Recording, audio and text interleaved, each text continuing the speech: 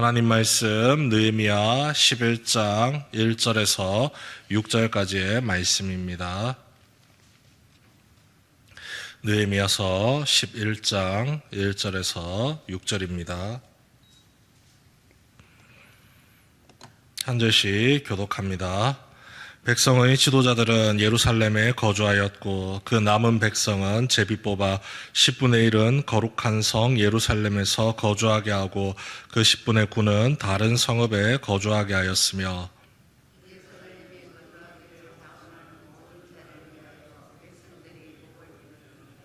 이스라엘과 제사장들과 레위 사람들과 느다님 사람들과 솔로몬의 신하들의 자손은 유다 여러 성읍에서 각각 자기 성읍, 자기 기업에 거주하였느니라. 예루살렘에 거주한 그 지방의 지도자들은 이러하니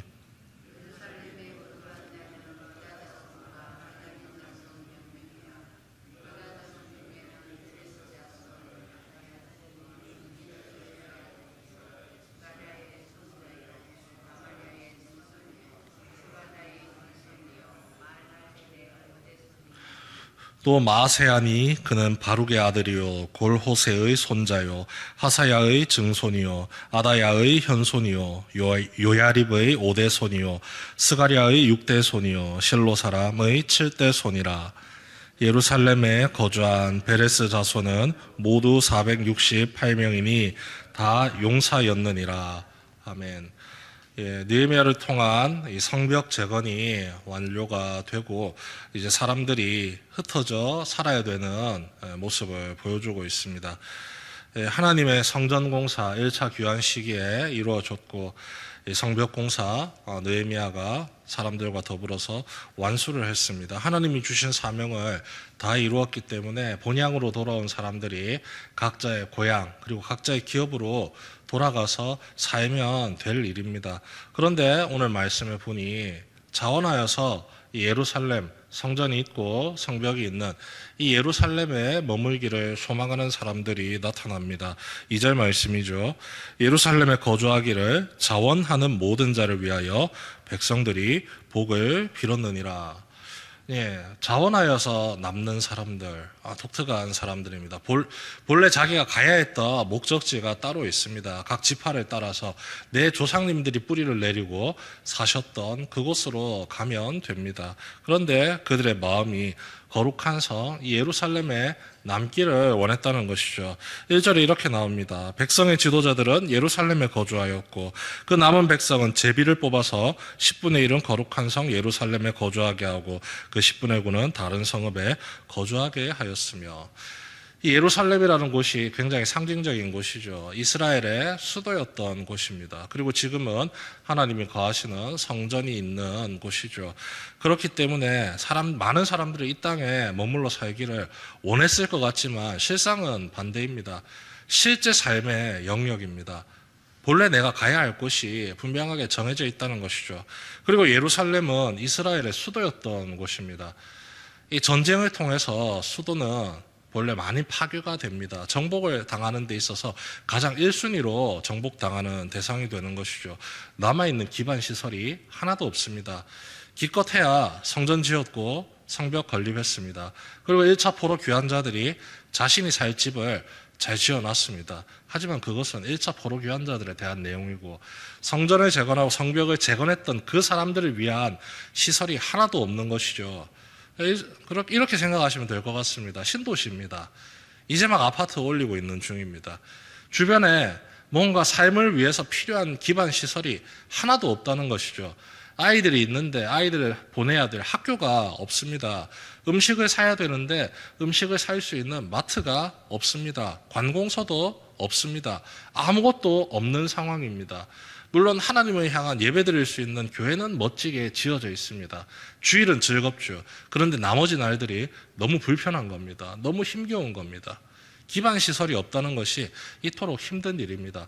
반대로 지방으로 내려가면 어떨까요? 지금이야 서울에 사람들이 몰려있고 그곳에 일자리가 많으니까 우리나라 같은 경우도 서울에 사람들이 많이 몰려 살아가지만 그대로 가면 갈수록 이 지역은 일반 지역들은요 전쟁의 대상에서 굉장히 평화로운 곳이 많습니다. 파괴당하지 않고 본인들이 살아갈 수 있는 기반 시설들이 그대로 유지되어 있는 경우가 참 많습니다.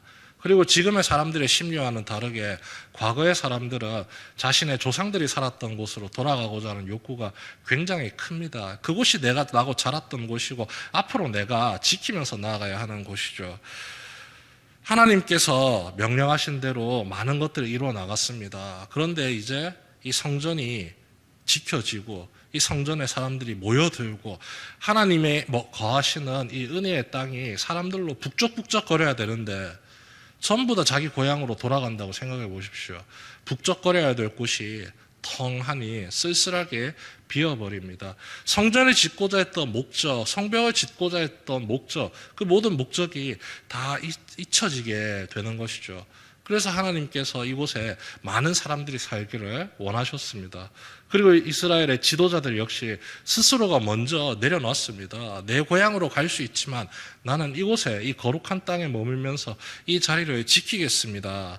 바로 앞에 있는 10장의 마지막 절이 39절을 봐도 그렇게 나옵니다. 제가 읽어드리겠습니다. 곧 이스라엘 자손과 레위 자손이 거제로 드린 곡식과 새 포도주와 기름을 가져다가 성소에 그릇들을 두는 골방, 곧 섬기는 제사장들과 문지기들과 노래하는 자들이 있는 골방에 둘 것이라. 그리하여 우리가 우리 하나님의 전을 버려두지 아니하리라. 내 삶이 아무리 중요해도 이 내 삶을 회복시켜 주신 하나님과 함께하는 삶을 절대 잊지 않겠습니다. 이곳을 등지고 나만 잘 살겠다고 떠나지 않겠습니다. 이스라엘의 지도자들이 이 마음을 품고 스스로가 자원하는 마음으로 이 예루살렘에 머물고 있었던 것이죠. 그리고 이스라엘 백성들 가운데서 또 자신의 믿음을 지키며 또 제비 뽑아 걸렸던 이 10분의 1이 자원하는 마음을 가지고 불편하지만 예루살렘에 머무는 길을 선택을 했습니다. 그러니 나머지 10분의 9가 이 10분의 1의 이 마음을 기억하면서 그들을 위해서 복을 빌어주는 겁니다. 자원하는 모든 자를 위하여 백성들이 복을 빌었느니라. 그리고 자원하는 자들이 이 예루살렘 땅에 머물러 살아간다는 것에 대한 자부심을 가질 수 있도록요. 1절 말씀 이렇게 이야기를 합니다. 그 10분의 1은 거룩한 성 예루살렘에 거주하고 당신들은 허벌판에 허름한 아무것도 없는 이 땅에서 그냥 맥없이 힘없이 아무런 소망 없이 살아가는 게 아닙니다. 당신이 머무는 땅은 하나님이 거하시는 거룩한 땅입니다. 하나님이 거하시는 거룩한 땅은 하나님께서 가만두는 땅이 아닙니다. 결국에는 하나님이 뜻을 이루시는 땅입니다. 번성하게 하고 생육하게 하고 사람들이 그 입술을 열어서 하나님을 찬양하게 하고 사람들 모두가 모여들기를 소망하는 그 땅입니다. 그 귀한 땅에서 여러분들이 자원하는 마음으로 시작점을 열어갑니다. 하나님께서 당신들에게 복을 주시고 은혜를 베풀어 주실 겁니다. 위로의 땅이 바로 예루살렘 땅인 것이죠.